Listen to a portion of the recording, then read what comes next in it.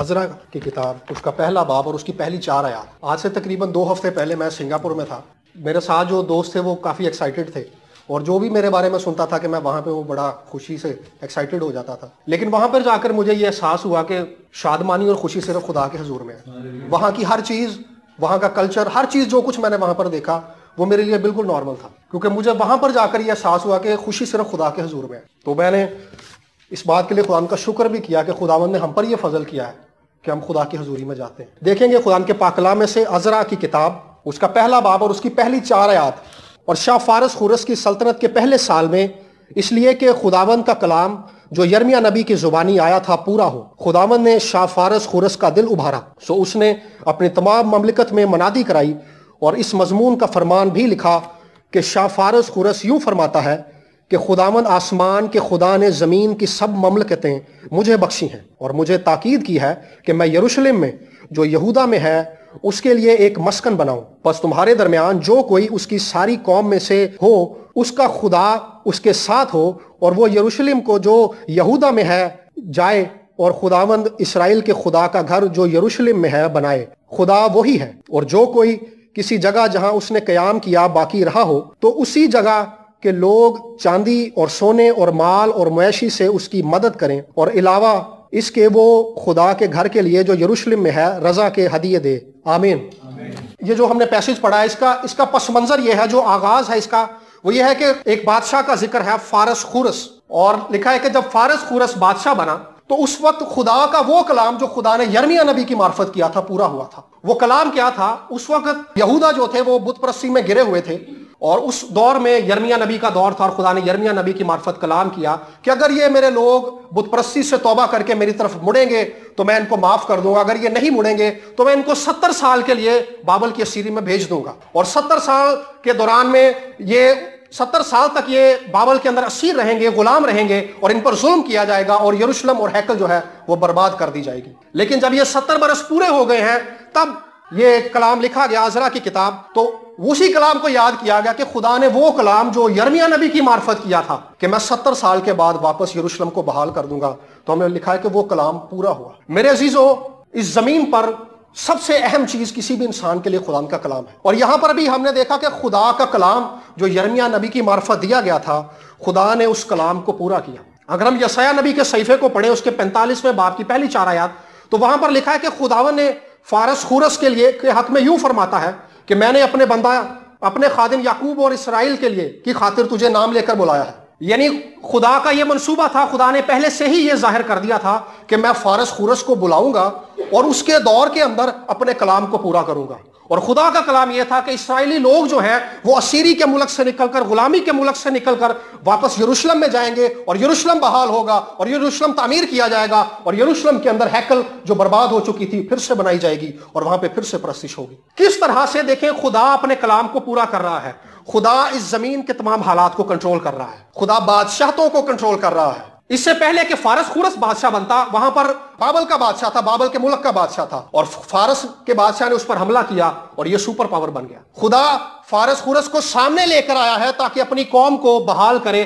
تاکہ یروشلم کو بحال کرے، تاکہ یروشلم کے اندر ہیکل پھر سے بنائی جائے۔ خدا میرے عزیزو ہمارے حالات کو ڈیزائن کرتا ہے، ہمارے حالات کو ترتیب دیتا ہے تاکہ ہمارے ان حالات کے اندر اپنے کلام کو پورا کرے۔ جو کچھ بھی کسی ایماندار کی زندگی کے اندر ہوتا ہے، خدا ان حالات کو ڈیزائن کرتا ہے تاکہ ان تمام حالات کو خدا ایماندار کی ترقی کے لیے، ایماندار کی بحالی کے لیے، ایماندار کی نجات کے لیے، اور ایماندار کو مسیح کی صورت پر ڈھالنے کے لیے استعمال کرے۔ جو کچھ بھی آپ کی زندگی کے اندر ہو رہا ہے، جو کچھ بھی آج عالمی سطح پر ہو رہا ہے، جو کچھ بھی ملکی سطح پر ہو رہا ہے، جو حالات گزرے دنوں میں ہمارے ملک میں رہے ہیں، خدا میرے عزیزو ان حالات کو خود ڈیزائن کر رہا ہے تاکہ ان حالات کے وسیلہ سے خدا اپنے کلام کو پورا کرے، ان باتوں کو پورا کرے جو اس نے اس کلام میں لکھوائی ہیں۔ اس سے پہلے کہ خدا یسوع مسیح بادلوں پر ظاہر ہو، یہ تمام باتیں جو لکھی گئی ہیں اس کلام میں وہ سب پوری کی جائیں گی۔ اور جو کچھ بھی آپ کی زندگی کے اندر خاندانی طور پر ہو رہا ہے، جو کچھ بھی آپ کے دفتر میں آپ کے ساتھ ہو رہا ہے، جو کچھ بھی شخصی طور پر آپ کی زندگی کے اندر ہو رہا ہے،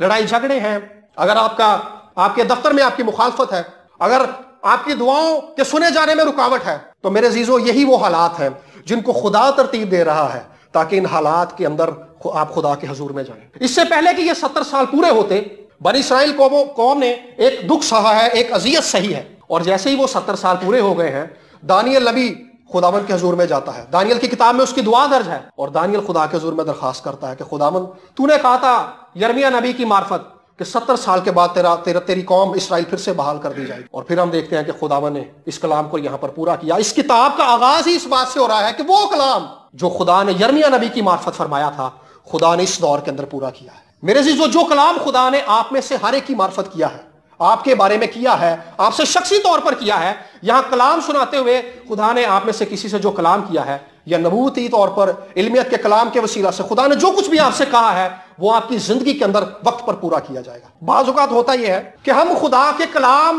جس وقت پورا ہو رہا ہوتا ہے، ہم اس وقت کو انڈرسٹینڈ نہیں کر پاتے، لیکن میرے عزیزو، خدا کا کلام سچا ہے۔ خدا نے جو کچھ کہا ہے، خدا ان میں سے ہر ایک بات کو آپ میں سے ہر ایک کے حق میں پورا کرے گا۔ ہم جمعے کے روز جتنے ہم خادمین ہیں، جتنے ہم پاسٹر صاحبان ہیں، ہم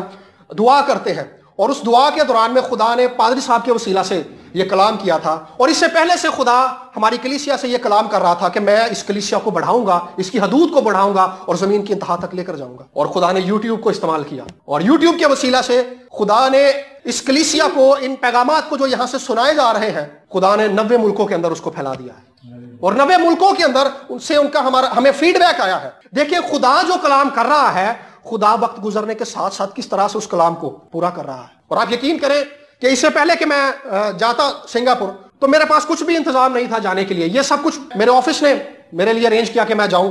لیکن ذاتی طور پر میں اس بارے میں پریشان بھی تھا کہ میرے پاس تو کوئی انتظام بھی نہیں ہے، نہ اچھے کپڑے ہیں، نہ بوٹ ہیں، نہ جوتی، کچھ بھی نہیں ہے۔ تو میں دعا کر رہا تھا، تو پاسٹر صاحب نے مجھے فون کیا، میں آفس میں تھا، پاسٹر جسٹن نے، کہ بیٹا آج شام آپ کلام سنائیں گے۔ تو میں نے لاسٹ ٹائم کلام سنایا تھا ممسو ورسز سورما، یعنی سورما بامقابلہ ممسو۔ تو جیسے ہی میں نے اس کلام کو سنانے کے لیے ہاں کی، خدا نے فوراً مجھ سے کلام کیا۔ خدا نے کہا دیکھ بیٹا، اب تیرے پاس پیسے آتے کہاں سے؟ میرے پاس کچھ نہیں تھا، اور مجھے جب میں سنڈے کو چرچ میں آیا تو پادری صاحب نے کچھ پیسے دیے، اور میرے پاس پیسے تھے، اس میں سے کچھ پیسوں سے میں نے اپنے لیے کپڑے خریدے، اور جانے کی کچھ تیاری شروع ہو گئی۔ اور پھر میرے سامنے اگلا ٹارگٹ یہ تھا کہ میں نے بیگ لینا ہے، بیگ بھی میرے پاس نہیں ہے جانے کے لیے۔ تو میری پھپھو کا مجھے فون آیا کہ داؤد مجھے پتا چلا تم باہر جا رہے ہو، تو وہ بیگ جو ہے میں تمہیں لے کر دوں گی، اور بیگ کا بھی انتظام ہو گیا۔ اور جو تنخواہ مجھے ملی تھی، اس سے پہلے مجھے یہ ایکسپیرینس کبھی نہیں ہوا کہ جتنے پیسے میرے پاس تھے وہ ختم ہی نہیں ہو رہے، میں شاپنگ پہ شاپنگ کر رہا ہوں، پیسے اتنے کے اتنے۔ اس کے بعد میں نے منی چینج کروائی، اور میری جس رات فلائٹ تھی، اس رات مجھے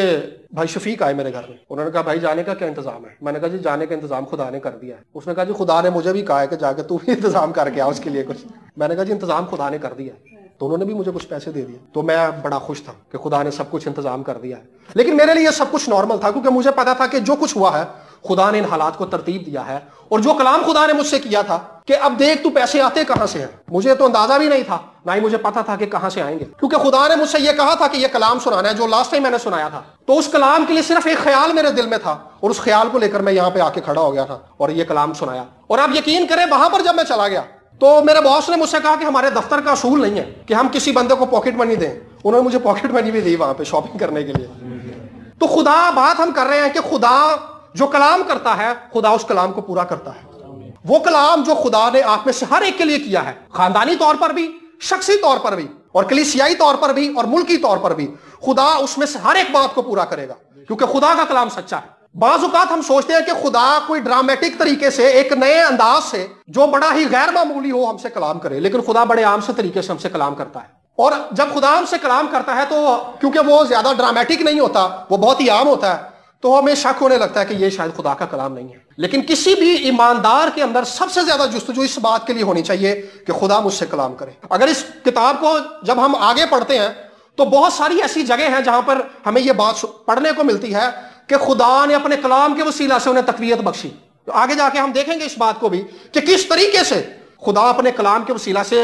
اس قوم کے اندر خدا نے جس بیداری کا آغاز کیا ہے، خدا اس بیداری کو کس طرح سے لے کر آگے بڑھ رہا ہے۔ اصل میں عزرا کی کتاب کا جو مرکزی پیغام ہے وہ بیداری ہے، کہ کس طرح سے بیداری کو خدا آگے لے کر چل رہا ہے۔ اور اس جو پیغام میں سنا رہا ہوں اس کا عنوان بھی یہی ہے، بیداری سے حقیقی بیداری تک۔ تو بیداری کا آغاز ہو چکا ہے، خدا نے اپنے کلام کو پورا کر دیا ہے، جو یرمیہ نبی کی معرفت فرمایا تھا۔ بادشاہ نے آرڈر کر دیا ہے کہ بنی اسرائیلی جن کو قید کر کے بابل کے اندر لایا گیا تھا، وہ واپس اپنے ملک میں چلے جائیں، اور نہ صرف ملک میں جائیں بلکہ وہ وہاں پر جا کر اسرائیل کے خدا کا گھر بنائیں، ہیکل بنائیں، اور جو لوگ ان کے ساتھ رہتے ہیں وہ انہیں سونا چاندی بیل گائے سب کچھ مہیا کریں، تاکہ وہ لے کر جا کر खुदावंद की हैकल तामीर करें। और आगे क्या होता है तीसरे बाब के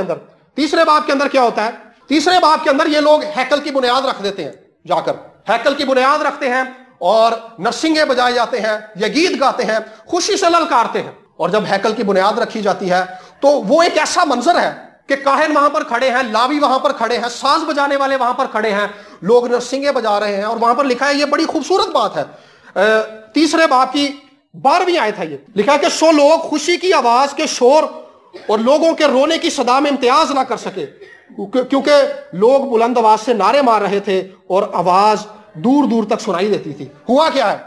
कि जब इन्होंने हैकल की बुनियाद रखी है तो वो बुजुर्ग लोग जिन्होंने पहली हैकल को देखा हुआ था, जिन्होंने पहली हैकल की रौनक को देखा हुआ था, जब उन्होंने इस हैकल की बुनियाद रखते हुए देखा उन्होंने कि किस तरह से खुदा ने अपने कलाम को पूरा किया है, किस तरह से नई हैकल की बुनियाद रखी जा रही है, किस तरह से खुदा अपने घर की बुनियाद रख रहा है, किस तरह से इस कौम के अंदर बेदारी आ रही है, तो कोई कुछ तो खुशी से ललकारने लगे, नारे लगाने लगे और कुछ बुलंद आवाज से रोने लगे। एक ऐसा मंजर है वहां पर कि खुदा किस तौर से एक ऐसी कौम को बहाल कर रहा है जिसके बहाल होने की उम्मीद ही नहीं है। ये शहर जो था खंडर बन चुका था, लेकिन खुदा ने अपने कलाम के वसीला से शहर को बहाल कर दिया। मेरे अजीजों, आपकी जिंदगी के अंदर अगर हालात खंडर की मानिद हो चुके हैं, हर तरफ बर्बादी है, नाउमीदी है, बेचैनी है, और अगर इस मुल्क में रहते हुए भी आपको यही एहसास होता है, तो खुदावंद के कलाम के तालिब हो, उसके कलाम के लिए अपने आप को खोलें, ओपन करें कि खुदावंद मैं तेरे कलाम का तालिब हूं, अपने कलाम से मुझे ताजगी बख्श, अपने कलाम से मुझे पाक कर, अपने कलाम से मुझे जिंदगी बख्श, अपने कलाम से मुझे उस राह की तरफ लेकर चल जिस पर मुझे जाना है, अपने कलाम के वसीला से मेरी सिमत को दुरुस्त कर, अपने खुदा के कलाम के लिए अपने आप को खोले, क्योंकि खुदा का कलाम ही है जो हमें उस राह पर लेकर जाता है जिस पर हमें जाना है। खुदा इस कौम के अंदर अपने कलाम को पूरा कर रहा है। तो जब आगे हम इस किताब को पढ़ते हैं तो सामरी लोग उठ खड़े होते हैं, बेदारी आ गई है, बेदारी का आगाज हो चुका है, खुदा ने अपने कलाम को पूरा कर दिया है, लेकिन इस बेदारी के अंदर अगला पड़ाव यह आता है कि सामरी लोग उठ खड़े हुए हैं, जो दूसरी कौम है। वो बादशाह के पास गए हैं, उन्होंने बादशाह को खत लिखा है और बादशाह को जाकर कहा है कि ये कौम जो है ये फितना अंगेज कौम है, ये तेरे खिलाफ बगावत कर सकती है, तो लिहाजा तू इनका काम बंद करवा दे। हैकल का काम बंद हो गया। मेरे अजीजों, जब बेदारी आती है, जब खुदा किसी भी शख्सी जिंदगी के अंदर या खानदानी जिंदगी के अंदर काम करता है, तो इब्लीस उस बेदारी के काम में भी रुकावट लेकर आता है। लेकिन मसीही जिंदगी जो है लड़ते रहने का नाम है। ऑरल रॉबर्ट्स कहता है कि खुदा को जंगजू चाहिए, और मैंने साल ब साल और बारहा इस बात को जाना है कि मसीहत एक जंग है। मसीही जिंदगी जो है वो खुदा के कलाम के पूरा होने का इंतजार करना है और उस कलाम को पूरा होते हुए देखने के लिए जंग लड़ने का नाम है। पौलुस कहता है कि मैं अच्छी कुश्ती लड़ चुका। ये एक फाइट है जो आप अपने अंदर के मामलात के साथ, अपने अंदर के ख्यालात के साथ और अपने इमोशंस के साथ और अपनी फीलिंग्स के साथ, अपने मूड के साथ और इर्द गिर्द के हालात के साथ लड़ते रहते हैं कि नहीं, इन नाउमीदी के हालात में भी खुदा अपने कलाम को पूरा करे। खुदा के कलाम को पूरा होते हुए देखने की तवक्को करना, यह ईमानदार की सोच होनी चाहिए कि जो मर्जी हो जाए, जो खुदा ने कह दिया है वो पूरा होगा। मेरी जिंदगी में जिस बेदारी का आगाज, मेरी जिंदगी के अंदर जिस बहाली का आगाज खुदा ने किया है, इब्लीस उसके अंदर रुकावट ला सकता है लेकिन उसको रोक नहीं सकता। मुकाशवा की किताब में खुदा ने कहा था कि मैं अव्वल और आखिर हूं, मैं इब्तिदा और इंतहा हूं। यानी किसी काम को शुरू करने का इख्तियार भी खुदा के पास है और किसी काम को एंड करने का इख्तियार भी खुदा के पास है। इब्लीस इस काम के दरमियान में रुकावट लाता है, लेकिन इस रुकावट को वो सिर्फ ला सकता है, उस रुकावट को दूर भी खुदाई करता है और अपने मंसूबे को पूरा भी खुदाई करता है। जिस मंसूबे का आगाज खुदा ने आप में से हर एक की जिंदगी के अंदर कर दिया है, मेरे अजीजों, खुदा उस मंसूबे को पूरा करेगा। खुशखबरी ये है कि जिस काम का आगाज, जिस बहाली का आगाज, जिस बेदारी का आगाज खुदा ने हमारे दरमियान में कर दिया है, इब्लीस इसके अंदर रुकावट लाएगा लेकिन हम कायम रहेंगे। उस ईमान के वसीला से जो खुदा की जात पर हमें है, वो तवक्कल जो हम खुदा पर करते हैं, वो ट्रस्ट जो खुदा पर हम करते हैं, उसके वसीला से खुदावंद में हमें ये यकीन है कि खुदा हमारी जिंदगी के अंदर, हमारी कलीसिया के अंदर, इन हालात के अंदर अपनी बहाली को जारी करता रहेगा। और ये बहाली और ये बेदारी का आगाज जिसका हो चुका है, जिस बेदारी का आगाज हो चुका है, इसमें रुकावट आ सकती है लेकिन ये बंद नहीं हो सकता, क्योंकि खुदा यीशु मसीह ने कहा था कि जिसके खोले हुए को कोई बंद नहीं कर सकता और जिसके बंद किए हुए को कोई खोल नहीं सकता। जिन दरवाजों को खुदा ने आप में से हर एक के लिए खोल दिया है, इब्लीस को यह इख्तियार नहीं है कि उनको बंद कर दे। उनमें रुकावट ला सकता है, शक ला सकता है, ख्यालात की वजह से आपको परेशान कर सकता है, लोगों की बातों से आपको परेशान कर सकता है, लोगों की वजह से आपके प्रमोशन में प्रॉब्लम आ सकती है, लेकिन प्रमोशन होगा, आपका होगा, क्योंकि ये खुदा का मंसूबा है, ये खुदा का कलाम है। तो आगे बढ़ते हैं कि खुदा ने इस काम को पूरा कर दिया। और आगे छठे बाब की एक मैं आयत पढ़ना चाहता हूं, बड़ी खूबसूरत बात है। छठे बाब की आयत नंबर 14, जो बात मैं पहले कर रहा था सो यहूदियों के बुजुर्ग हिजी नबी और जकरिया बिन इदू की नबूवत के सबब से तामीर करते और कामयाब होते रहे। रुकावट आ गई है, लेकिन खुदा ने क्या किया, छठे चैप्टर में खुदा ने फिर से हैकल की तामीर के काम को बहाल करवा दिया। खुदा ने फिर से दारा बादशाह को खड़ा किया कि दारा बादशाह ने फिर से हुक्म जारी किया कि जो हैकल की तामीर का काम रुक चुका था दोबारा से उसको बहाल कर दिया जाए। तो ये आयत इसमें बयान किया गया कि जब जिस दौर के अंदर हैकल की तामीर का काम रुका था उस दौर के अंदर दो नबी थे, हिजी नबी और जकरिया नबी। ये लोग नबूवत करते थे, ये लोग खुदावंद का कलाम जो थे, ये दो नबी, इन पर खुदावंद का कलाम नाजिल होता था और ये खुदा का वो पैगाम जो थे बनी इसराइल कौम को देते थे और इनकी नबूवत के वसीला से, इनके कलाम के वसीला से वो कौम तकवीयत पाती थी। खुदावंद का काम फिर से बहाल हो गया, हैकल की तामीर का काम फिर से शुरू हो गया, क्योंकि इसकी बुनियाद जो थी खुदा के कलाम पर रखी गई थी। मेरे अजीजों, खुदा ने जो कलाम आपकी जिंदगी के अंदर पूरा किया है, खुदा उसको पूरा करे। अगले हिस्से में चलते हैं इस कलाम के। मैंने कहा कि बेदारी से हकीकी बेदारी तक। नए अहदनामे को जब हम पढ़ते हैं तो बनी इसराइल, हैकल यहां पर बन चुकी है और इसके बाद हैकल बहाल हो चुकी है, लेकिन जैसे ही हम नया अहदनामा खोलते हैं तो बनी इसराइल कौम हमें रूमियों के तसल्लुत के अंदर नजर आती है। बनी इसराइल कौम यहूदियों की गुलामी के अंदर नजर आती है। ये ऐसी गुलामी नहीं थी जैसी बाबल के अंदर उन्होंने देखी थी, लेकिन इसके अंदर जो रूमी लोग थे उनके मुल्क पर आकर काबिज हो गए थे। और यहां तक के सरदार काहिन जो था, हैकल के अंदर जो काहिन मुकर्रर किए जाते थे, उनके अंदर भी जो थी रूमी मुदाखलत शामिल होती थी। रूमी हुक्मरानों की मर्जी से, हेरोदेस की मर्जी से काहिन मुकर्रर किया जाता था। किस तरह से फिर से हालात जो है खराब होना शुरू हो गए हैं। लेकिन हम देखते हैं कि जो ये दूसरी हैकल बनाई गई थी इसमें इबादत के मंजर मौजूद हैं, लेकिन जो सुलेमानी हैकल थी, जब सुलेमान बादशाह ने हैकल बनाई, हैकल की मखसूसियत की इबादत हुई, तो तवारीख की दूसरी किताब के 5वें बाब की 14वीं आयत के अंदर लिखा है कि खुदावंद का घर खुदावंद के जलाल से भर गया और काहिन खिदमत के लिए खड़े ना रह सके। खुदा ने उस हैकल के अंदर अपने जलाल का विजिबली इजहार किया। खुदा ने उस हैकल के अंदर अपने जलाल को जाहिर किया और काहिन लिखा है कि खिदमत के लिए खड़े ना रह सके। खुदावंद का अबर वहां पर छा गया था। लेकिन इस हैकल के अंदर हम ऐसा कोई भी वाकया बाइबल में नहीं पढ़ते, लेकिन एक वाकया बाइबल में नए अहदनामे के अंदर हम देखते हैं। देखिए खुदा किस तरह से छोटे वाकयात को, छोटी बेदारियों को इस्तेमाल करता है ताकि खुदा उनके वसीला से बड़ी बेदारियों की तरफ हमें लेकर जाए। जो मौजे, जो वाकयात, जो हालात माजी में आपकी जिंदगी के अंदर हो चुके हैं, खुदा उन हालात में से गुजार कर आपको बड़े मौजों की तरफ लेकर जाएगा। यह खुदा का तरीकाकार है। खुदा ने इसी तरीकेकार को यहां पर यूज किया है। वहां पे हम दूसरी हैकल के अंदर हम कोई ऐसा वाकया नहीं देखते जिसमें खुदा उनका जलाल ऐसे विजिबली आग की सूरत में यहाँ में जाहिर हो। लूका की इंजील के अंदर जकरिया काहिन जो है पाक तरीन मकाम में गया है और वहां पर जिब्राइल फरिश्ता उसको दिखाई देता है और वो फरिश्ता उससे कहता है कि तेरे औलाद नहीं है, लेकिन खुदावन के हजूर से मैं भेजा गया हूं ताकि तुझे ये खुशखबरी दूं कि खुदा तुझे एक बेटा देगा और वो बच्चा जो होगा अपनी मां के पेट ही से रूहुल कुद्स से मामूर होगा। हैकल से उसको ये पैगाम दिया जा रहा है कि खुदा एक बेटा बख्शेगा जो रूहुल कुद्स से पैदाइशी तौर पर मामूर होगा। यूहन्ना नबी की खिदमत, यूहन्ना बपतिस्मा देने वाले की खिदमत सामने आ जाती है। देखिए खुदा किस तरह से हैकल को इस्तेमाल कर रहा है एक हकीकी बेदारी की तरफ लेकर जाने के लिए। और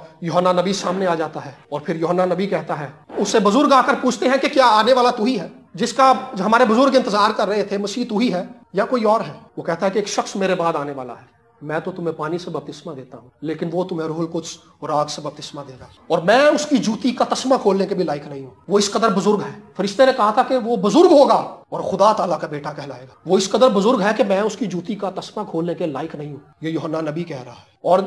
खुदा यीशु मसीह सामने आ जाते हैं और वो कहता है कि ये खुदा का बर्रा है जो जहान के गुनाह उठा ले जाता है। मेरे अजीजों, खुदा हमारे हालात को इस्तेमाल करता है ताकि उन हालात के वसीला से हमें मसीह की तरफ लेकर आगे बढ़े। और आगे जब हम यूहन्ना की इंजील को पढ़ते हैं तो खुदावन यीशु मसीह के दरमियान में और सामरी औरत के दरमियान में एक मुकालमा है हैकल को लेकर। वो कहती है कि हमारे बुजुर्ग कहते हैं, यानी सामरी कहते हैं कि पहाड़ पर इबादत करनी चाहिए, लेकिन तुम यहूदी लोग कहते हो कि इबादत जो है हैकल के अंदर करनी चाहिए। तो इबादत कहाँ करनी चाहिए? वो यीशु मसीह से ये सवाल पूछती है और खुदा यीशु मसीह कहते हैं कि एक वक्त आने वाला है जब लोग ना इबादत हैकल में करेंगे ना उस पहाड़ पर करेंगे, बल्कि खुदा